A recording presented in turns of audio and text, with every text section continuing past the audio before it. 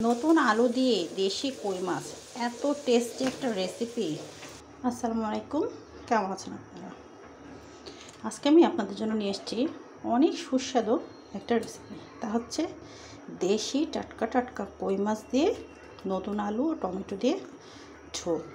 খুবই মজার একটা রেসিপি। এখন আমি এই যে লবণ আর হলুদ দিয়ে কই মাছগুলো একটু ম্যারিনেশন করে নিচ্ছি। দেন ফ্রাই প্যান বসিয়ে নিয়েছি, গরম দিয়েছি তেলটা। এখন আমি মাছগুলো হালকা ভেজে নেব, কড়া করে ভাজবো না, হালকা একটু ভেজে নেব।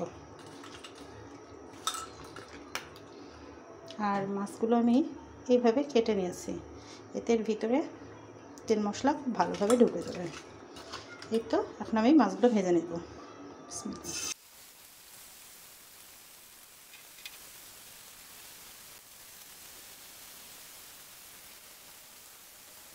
এই তো মাছ ভাজা কমপ্লিট। এখন আমি এটা সরিয়ে একটা কড়াই বসিয়ে নিলাম।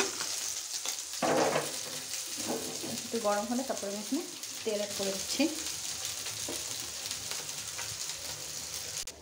তো কড়াইটা গরম হয়ে গেছে, আমি এখন এখানে দিয়ে দিচ্ছি সয়াবিন তেল। পেঁয়াজ কুচি দিয়ে দিচ্ছি।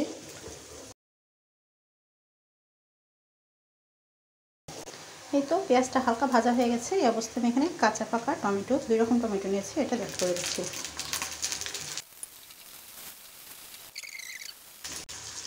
রসুন পেস্ট, জিরা পেস্ট, সামান্য পরিমাণ আদা পেস্ট, একটুখানি পানি অ্যাড করে দেবো।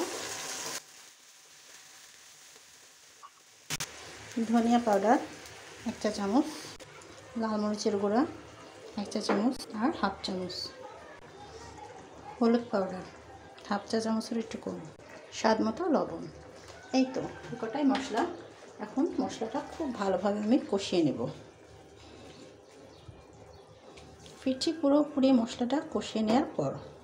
এই তো মশলাটা খুব ভালোভাবে কষিয়ে নিয়েছি। এখন আমি নতুন আলু এভাবে কেটে পানিতে ভিজিয়ে রেখেছি যাতে কালো না হয়ে যায়।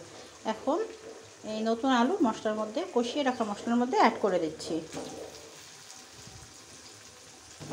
নতুন আলু দিয়ে দেশি কই মাছ, এত টেস্টি একটা রেসিপি, খুবই লোভনীয়। তো এখন আমি এই মশলার সাথে আলুটা বেশ কিছুক্ষণ কষাবো। ফিরছি আলুটা কষিয়ে নেওয়ার পর। এই তো আলুটা খুব ভালোভাবে কষানো কমপ্লিট। এখন আমি পরিমাণ মতো পানি দিয়ে দিচ্ছি, যতটুকু ঝোল লাগবো সেই হিসাবে আন্দাজ মতো পানি দিয়ে দিচ্ছি। এখন এই অবস্থায় আমি ঢেকে দিব। একটা বলক আসার পরে আমি মাছগুলো এখানে অ্যাড করে দেবো। ফিরছি একটা বলক আসার পর। এই তো আমি ফিরলাম একটা বলক আসার পর, একটা ফুটে যাওয়ার পর। এখন আমি এখানে এই ভেজে রাখা কই মাছগুলো অ্যাড করে দিচ্ছি। তার আগে আপনারা অবশ্যই লবণের ব্যালেন্সটা চেক করে নেবেন।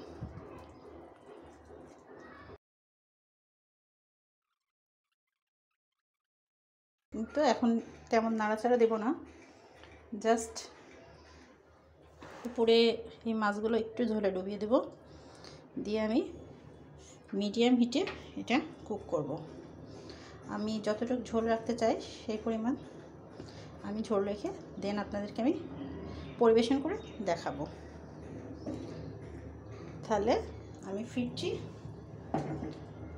তরকারিটা হয়ে যাওয়ার পর। তাহলে আমি ফিরছি তরকারিটা হয়ে যাওয়ার পর। তো ভিউয়ার্স, আমার এই তরকারিটা অলমোস্ট হয়ে গেছে, দেখতে পাচ্ছেন। এখন আমি সবার শেষে ধনিয়া পাতা কিছুটা কুচি করে দিয়ে দিচ্ছি। ধনিয়া পাতাটা দিলে ফ্লেভারটা আরও খুব ভালো লাগবে। অবশ্যই চেষ্টা করবেন ধনিয়া পাতা কুচিটা দিতে। আমি 1 মিনিট জাস্ট একটু ঢেকে রাখবো যাতে ধনিয়া পাতার ফ্লেভারটা পুরো তরকারিটার মধ্যে চলে যায়। দেন আপনাদের পরিবেশন করে দেখাচ্ছি।